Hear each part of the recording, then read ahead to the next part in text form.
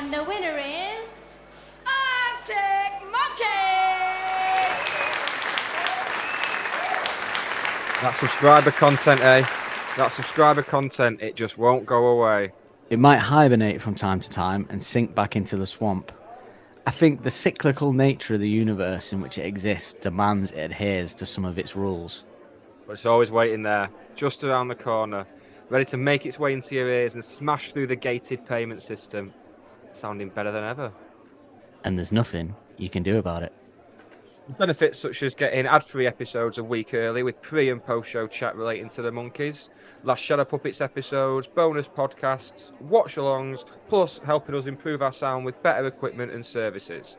Yeah, this podcast seems like it's fading away sometimes, but with subscribers, it will never die. Thank you very much for listening. We do truly appreciate it. Don't take that the wrong way. Yeah, we'll invoice you for the subscription if we need to. We're Arctic Monkeys. This is Don't Believe the Hype. That rock and roll, eh? Ladies! That sound means it's the end of the round. Time for the bonus question. Cheers, dude. That man just yawned. We're gonna call it Don't Believe the Hype. Hello, you, and welcome to yet another episode of Don't Believe the Hype, the second, count them, two of a double bill of episodes released tonight. Too many, Bob. Too many, Bob. Said it's the second. Thanks, mate. We're getting delirious as we did last time we recorded 2 episodes on Friday night. I didn't have the 2 episodes where we didn't have much to say as well. Well, yeah, but I didn't have the thrill of late night big shop at Tesco. I feel like the sort of that the album episodes are like kind of like the Breaking Bad of music. Just well, I'm being a bit generous there, but yeah, really good episodes, solid episodes, and then the deeper we get into the B-sides, the more like sort of 90s late night TV we get, where it's just like mental. It's a lot of people, TV designed for people that are on pills. That's what I feel happens, because it just gets more weird. Although I don't foresee that happening in the rest of this discography, because I would say Humbug and Suck It and See B-sides are as good as any of the album tracks. Yeah, not saying they're as good as the album tracks, but they're as good as a discussion as any of the album tracks, I would say. That's Dan Holt, by the way. I'm just realised. Well, we've already. It's part of a double bill, isn't it? It's double bill, isn't it? It's double billed, isn't it? Double bill. Well, They would roll the opening credits on a film, I guess, in a double bill, but nah. There, you know we are. I don't care what they do. But we are, yeah. But with the double bill is the Death Ramp, so it's an instrumental. So it's a bit strange because we've done Chun-Li. But with Chun-Li, there was like there was a different vibe to Chun-Li, because it's kind of a fun and fun young person song instrumental. This one's a mood. Yeah, it's a bit fun to it. This one's a bit of a different vibe, I'd say. But still, I've still got a couple of things to say on the, not so much on the song, but on the information and stuff like that. But I'm jumping ahead. Let's have a short listen first, then, shall we? Let's do it.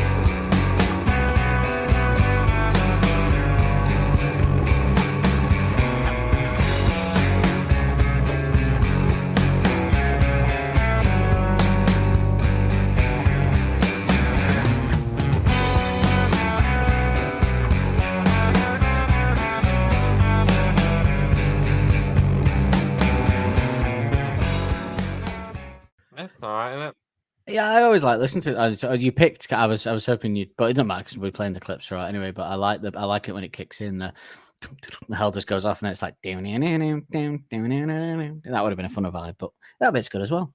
It's all good. Well done, lads. Yeah, I do really like this. At the time, like when we didn't have all the songs that we have now by them, I definitely rinsed, because I know you didn't really rinse. What did we do last week? you have a surprise. But I know Matador. Sorry, when we did Matador and that, you said you didn't, but I rinsed that at the time because we didn't have as many songs to rinse. But yeah, these kind of tunes have fell by the wayside in recent years. It's easier for them to fall through the cracks now, isn't it? Well, I probably haven't really listened to the Death. In fact, you know what? I will. The last time I would have was during the pandemic. There were so many nights where me and my girlfriend were drinking, and I was just like, because we had nothing to do, being like, right, I'm going to teach you the Arctic Monkeys discography. Which I'm sure before I had this podcast, the people's lives that I've ruined with me going, right, here's my presentation about Arctic Monkeys for this evening. That's this evening's entertainment. The Death Ramps. But like, I find that showing you the tracks you wouldn't know, the obscure ones like this and that, much to her just being on a phone and going, yep, yeah, let's get that. Yep. It's a good job you're unbelievable in bed, Dan, or I'd be right out. Is what I said in my head. But yeah, should we do some? Yeah, but good. I like it. It's fun. I like listen to it. And we'll discuss it more. But should we do some information on it? Let's do some information, and let's all be glad that Dan goes at it like a dog eating hot chip. The information action ratio, ain't that the place to go? Because it cut off when you clicked it, it sounded like you said Dog Eating Hot Chip, the famous band from Hot potatoes. Okay, so the Death Ramps is 3 minutes and 21 seconds long, and it has just 2.5 million streams on Spotify, making it the least streamed track of this era. And you ready, Nick? You ready for a big announcement here? The least streamed Arctic Monkeys song ever. Is it? Yeah, that was going to be my next question. I had a feeling it might be. Yeah, it's the least streamed song by them ever. I saw how low it was, and I thought, and yeah, very much so. Obviously, Bad Woman was only 1 million higher. Only 1 million. When we talk about Arctic Monkeys, we can say like with Arctic Monkeys figures, or like when a billionaire is like, just 1 million. But yeah, it was least streamed track ever, and perhaps that makes sense really because the other instrumentals, so Chun-Li has kind of a nostalgia aspect to it, and is there another? No, that's it, isn't it? Matador, I guess, for classing it. Technically, Matador has a kind of a different vibe, I guess, in this one. But yeah, and this was also released on vinyl, by the way, alongside the Nettles. So they just released a 7-inch of this and the Nettles on there. It is 161 beats per minute and is in the key of G. Wrong key though. Other key tracks in G are much like Nick moving his bag to entice women to sit next to him on a bus. It's Creep by Radiohead. But alas, she walked past him like a summer breeze by Seals and Crofts, probably fearing that if she sat down, she'd soon be knocking on heaven's door by Bob Dylan. But don't worry, mate, it's not all bad. I know I Can't Smile Without You by Barry Manilow. The song, ended on a nice note there. You had the unfortunateness of it being a double bill on your roast week. The song has never been played live, and unlike Matador, where we said we'd kind of, they used to walk out to gigs with it. I don't know about whether they'd walked out to gigs to this one or anything like that. I don't think they did, or whether they slipped it into any kind of song transition or anything. I can't think it doesn't ring any bells in my mind. So, but Death Ramps is an alias that the band use. They usually go under this name in collaboration with Miles Kane and fellow Sheffield artist Richard Hawley, and have released 5 tracks, all B-sides to Arctic Monkeys singles. Okay, so you asked me before we went on air, does this song include Richard Hawley? Now, I can't say for sure that it does because I checked the credits and everything and I couldn't see him, but it doesn't include Miles, and Richard Hawley was involved in the recording of this EP, and the 5 tracks that are released as the Death Ramps all include Miles Kane and Richard Hawley, which are Plastic Tramp. Plastic Tramp isn't under the Death Ramps though, is it? It's just got what are the 5 Miles? Well, what are the 5 songs then? So it would be Bad Woman, Death Ramps, You and I. What we're all with Little Illusion Machine, yeah. Yeah, we're with Little Illusion Machine. And then what would the 5th one be then? Because unless I think they're including Plastic Tramp in that. I'm not saying that's right. I'm just saying I think that because Miles Kane. So it'd be Death Ramps, Nettles, Bad Woman. Oh, Nettles. Nettles includes someone else, does it?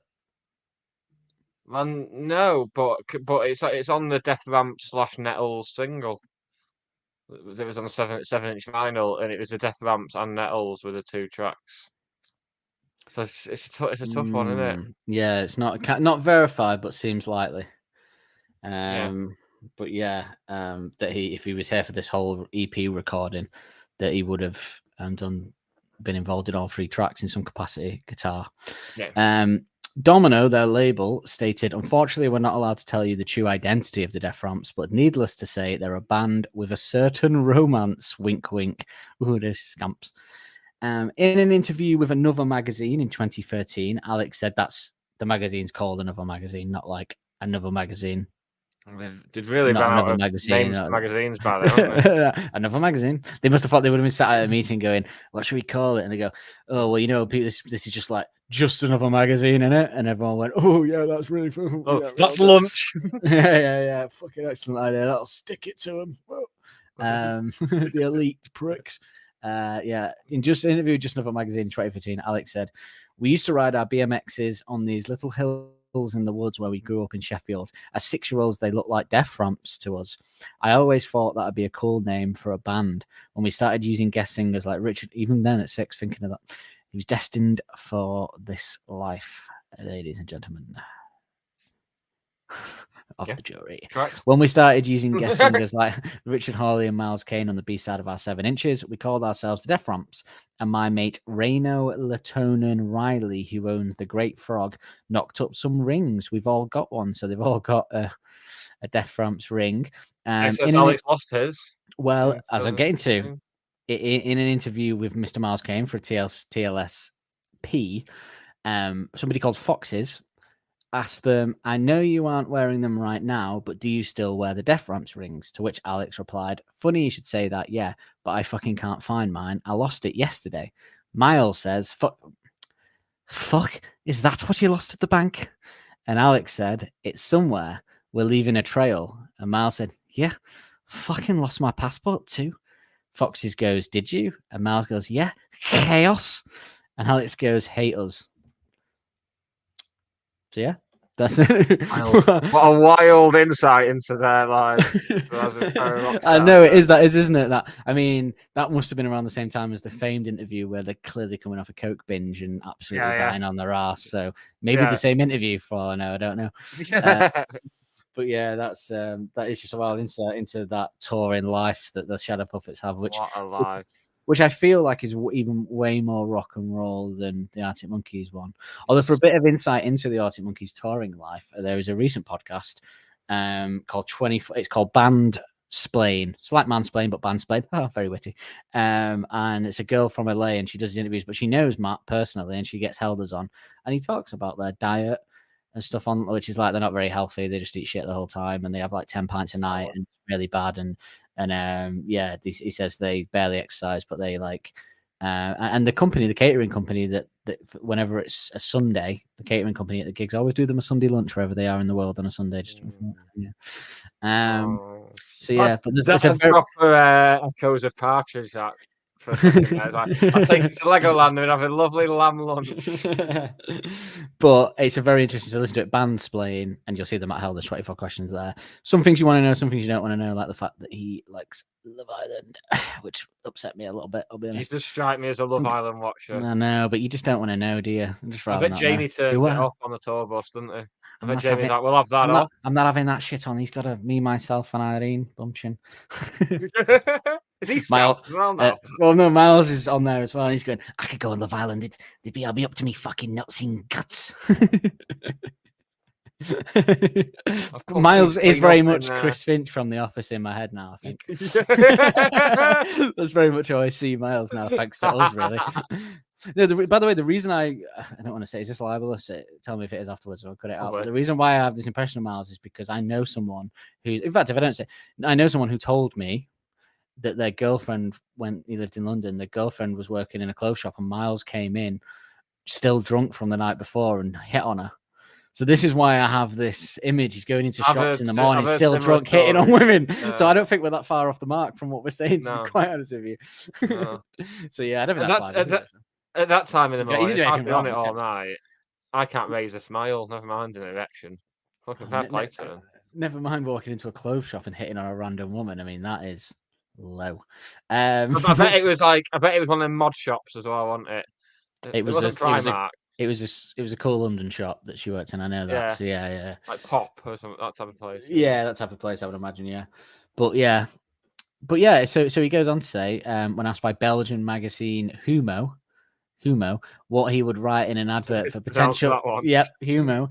That's why I said it twice. What he would write in an advert for potential collaborators in 2013, Alex replied, "They don't have to be English music." Getting a lot of Death Ramps questions, like way past the time frame of that being a question. Oh no, I guess it's because of. Oh no, it's because they did Little Illusion Machine. To be fair, on the interviews. So Yes. yeah. They brought on themselves then. They don't have to be English musicians. We can go overseas, and we're looking for a woman. Really, that's what Miles says as well.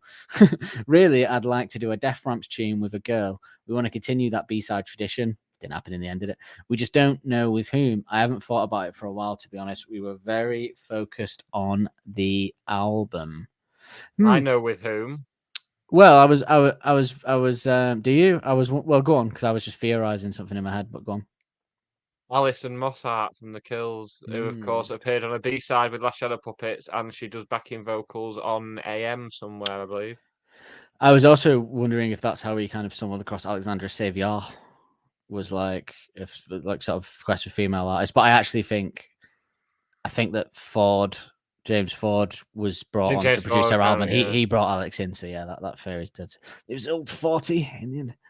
What Ford car do you think he'd be if he was one? Ford Capri, I feel like. I know what Miles Kane's favourite Ford car would be. The Escort. Way right, that's it. Goodbye, everyone. 17-year-old banged up Escort with some damage to the bodywork. You've just made up for all your shit Spanish puns there. Well done. Yeah, I reckon James Ford would be a Ford Capri. I think. It's a flashy one. Yeah, bright he'd be a good one, wouldn't he? He'd be a good one. Or maybe a Mustang. Maybe James Ford. No, not a Mustang. He's not a Mustang guy, is he? He's a Mustang. But yeah, no, that's that. I think. Should we do some reviews?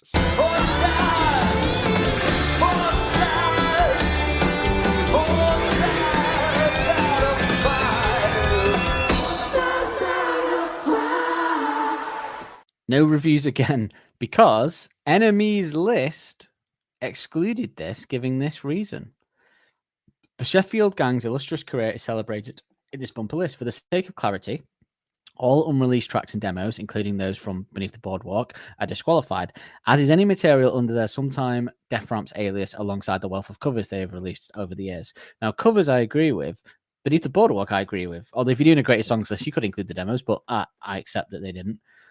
I think songs released by the Death Ramps, which is just Arctic Monkeys using a name as a guy, it's not like any difference. It's not a different band. They didn't. It's not like they charted. I don't think they released as an actual different. It was still the Teddy Picker EP, which is a song by Arctic Monkeys. I think these should be included in because if that means that they're not putting Little Illusion Machine in the list of greatest Arctic Monkey song and You and I, then I don't know. I'll be furious. This list is null and void without it. I don't know the reasoning there, and we seem to get in trouble with listeners whenever we talk about our rules. But I think that's a worse rule than ours. I think. Yeah, I can understand the reasoning with the demos. I would personally, maybe I wouldn't, maybe I would. But the Death Ramps is just Arctic Monkeys. It's on the Teddy Picker EP. It was just the name of the thing. Yeah. To be honest, I'd forgot that Little Illusion Machine and You and I were even released under the Death Ramps. I just thought they were on the B-sides to Thingy. Well, when I have to find them, I have to search under Arctic Monkeys. Exactly. Yeah, exactly. Whereas if it was an actual side project thing, where it's like when Green Day did that indie album under a different band name.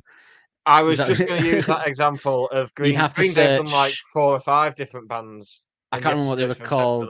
The one that I quite liked. The Network, the Cover-Ups, and the Foxborough Hot Tubs is what Foxborough Hot Tubs was the one I liked. Very good album. Very good album. Very good indie album. You'd have to search Foxborough Hot Tubs. As I often do. Yeah. Yeah. So I might listen to that. Actually, I forgot. Yeah. So you'd have to search that. You don't have to search the Death Ramps to get up. Or the only thing you'd get if you searched the Death Ramps was this song. So Enemy, you fucked up yet again in this list. Yeah, you fucked up again.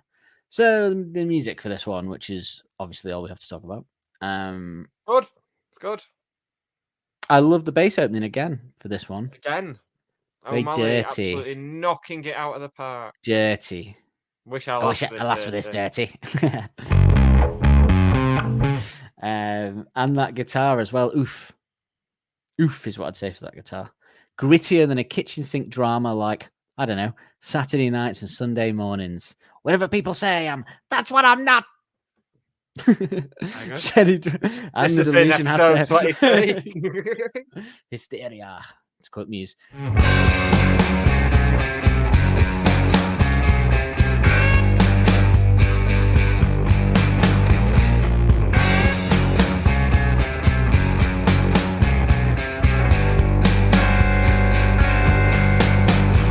Steady drums from Helders again here, like not for long, but at the opening, steady drums in the bit you played. I feel like you can tell when you listen to this that they were just like jamming and exploring new sounds again, like leading into Humbug, and it's just something that. Considering they've said they're not a jamming band, it's not the first time that suggestion's come up, really. Yeah, because I don't know how else. Well, I'm Matador on this. Unless they were just writing them as songs and they realised it wouldn't work with lyrics and decided to just have them as instrumentals. But they clearly do jam because now they don't even release these kind of things as singles. They just slip them into live gigs like the Boston Jam and shit. So I think they became a jamming band. Maybe that came to them in the desert. I don't know. Maybe. Where many things did come to them in the desert, as we'll be discussing soon, and I can't bloody wait. Some classic Jamie Cook specials in there as well to see us out, and another one, but.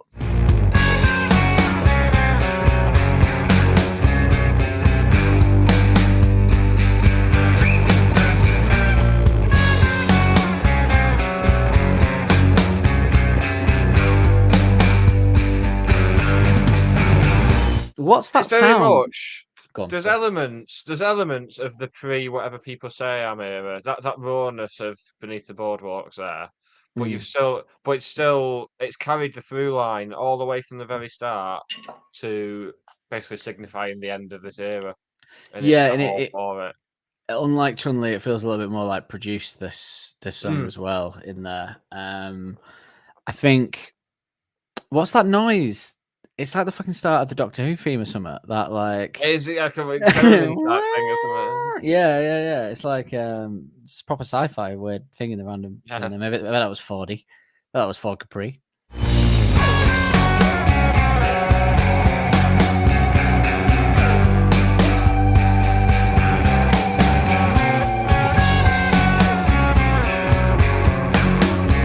Bit of a slow build, but Helders does some nice little drum fills in the middle of just in the middle of the verses, which we'll be doing a lot in one of my favorite songs on the next album.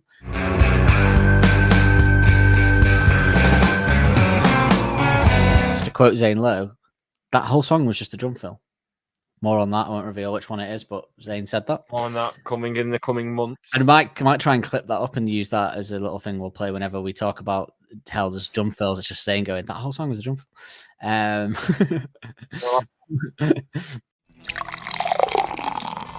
Hey Dan, do you like listening to popular songs with questionable lyrics?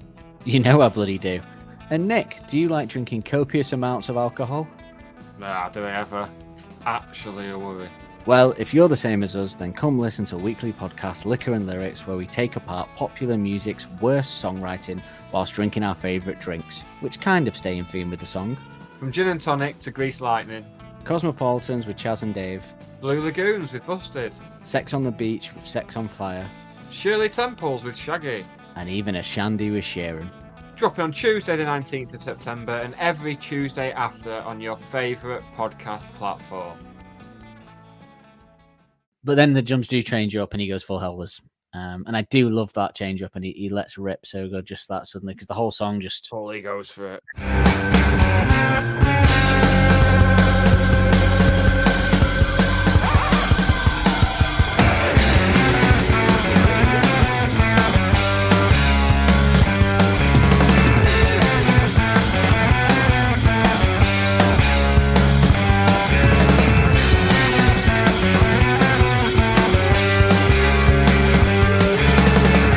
first gear.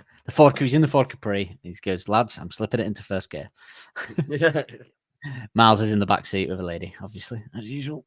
Miles He's wasn't there, nicking with her. isn't it? Richard Hawley was there. He could have been with a lady. Nah. What's the lady? He'll have been on the phone to his last wishing she was that dirty, apparently. Watching Miles with a girl and going, I wish I lasted this dirty. I was going, eh? And then Miles reaches for penicillin and goes, "You don't want him that dirty, mate." Couldn't pass us a flannel, could you? Good mean one of several things, that. Move on, quick.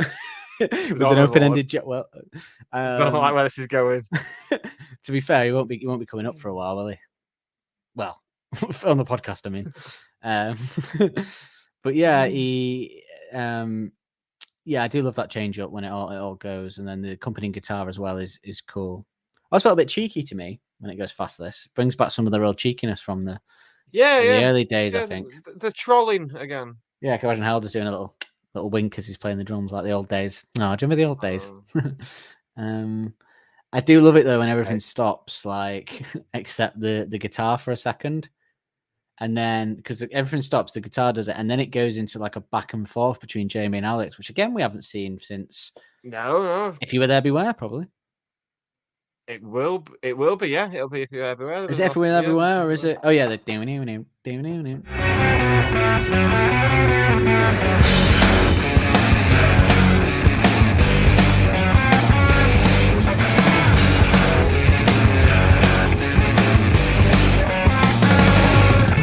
Yeah, it's very them, but different. I think this advanced, perhaps.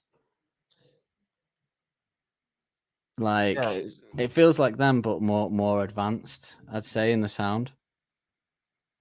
Yeah. I think we're starting to really see the through lines to Humbug now as well. It's only, and I know you mentioned before about how we're spotting things that maybe we wouldn't have spotted at the time, but because we've got more experience of the band to fall back on, and it's very much, it's very much a case of that for me. Like looking at it, obviously at the time, there was no way we would have heard that and gone, right, that's what the next album's going to sound like. No. Whereas looking at it in the expanse of the whole discography and stuff, it's nice picking out those little lines going through. I think that's about the 5th or 6th time we've like touched on that since the start, I think. Yeah, I love it when they go slow for a few seconds as if it's slowing down, but the slow is actually like building back up into a fast bit. So you think so? They do it in You and I with Richard Hawley again, actually. Yeah. It slows down. I love those bits. They do it a few times in that. Brick by Brick as well. We see it in there.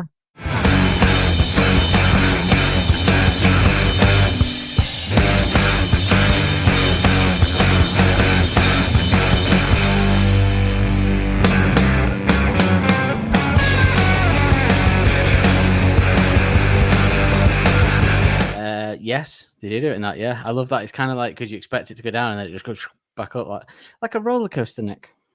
Yes, life is like a roller coaster, apparently. By my old pal Ronan Keane. But yeah, you just got to ride it. But which is what Miles' motto is as well. But the beginning of it's slightly different. Then we just get like full wig out, really, don't we? All of the elements coming together and just going for it for the rest of the song. In time-honored tradition.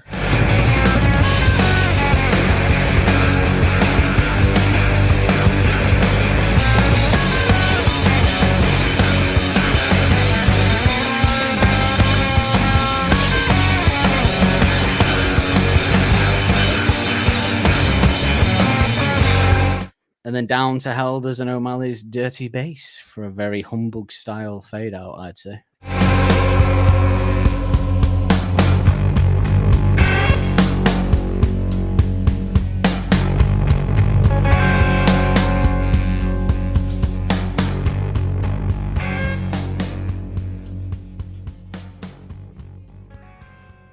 It is so Humbug. It is very Humbug. So's Bad Woman and so's Nettles. Like we'll be saying that next week, I imagine a lot. It's so Humbug. It's a good bridge. Nettles is basically Pretty Visitors without the organ, and nothing anyone says is going to change my mind on that. Yeah, it is. Yeah. But yeah, it's. I mean, we'll be saying it a lot, but I'm actually glad that in this era there's no like song in between, like with Leave for Lights Come On and that. We're just going to go straight. Apart from obviously we're going to do some bonus episodes, but musically we're going to go straight into the next era rather than having to listen to another couple of tracks in between. Yeah, as we won't have to again, I think.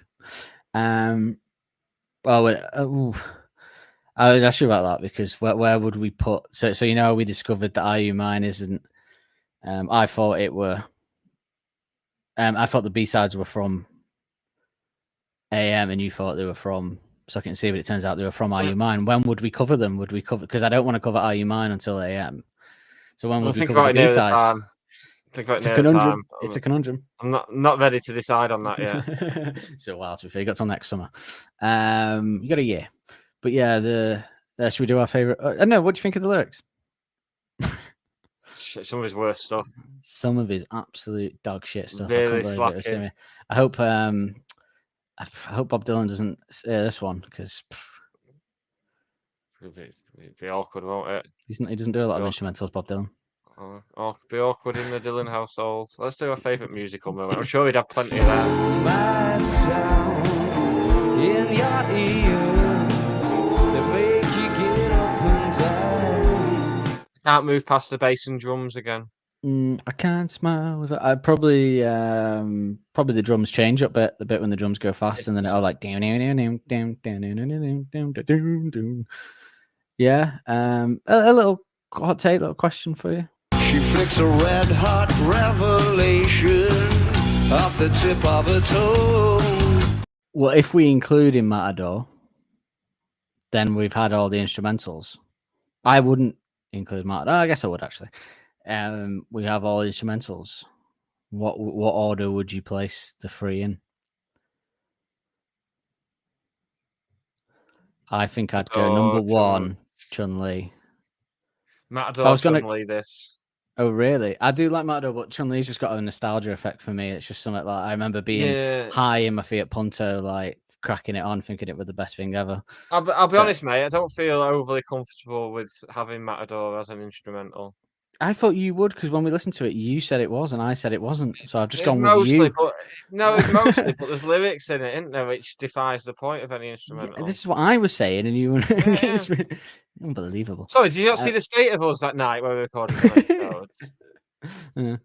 I heard it. I heard the state of us 2 weeks later when we released it. Yeah. Okay, so out of the two, then I'd go Chun-Li this personally. Yeah, same. Yeah. Same. Okay. Well, there you go. One much to say on that, but you know.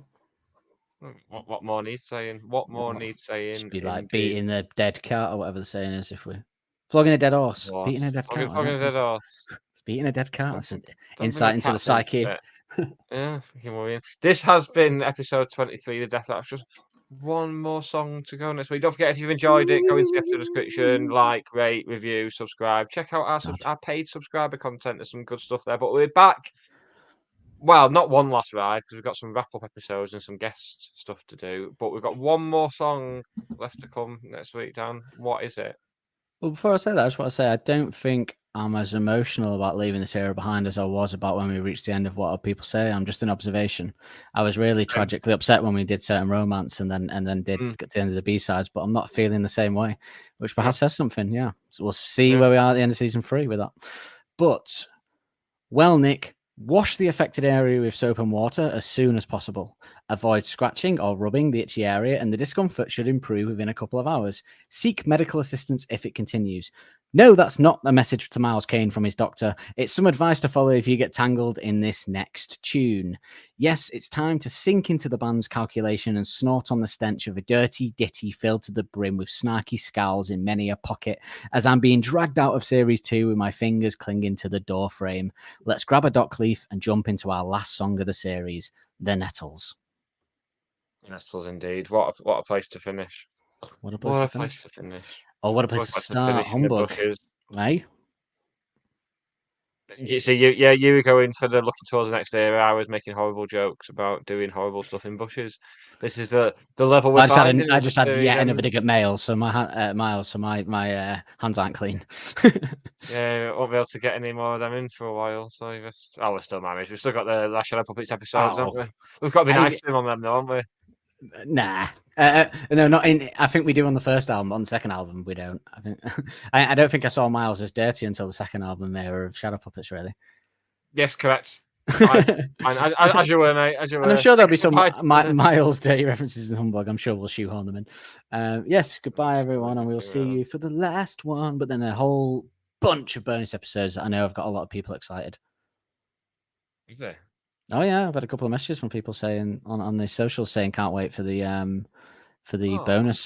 bonus stretch that you're doing. People love bonus episodes. Like the AM at 10 got a load of people. You could say people love the bonus episodes more than they love some of the B-side episodes. But you could say that because it would be true.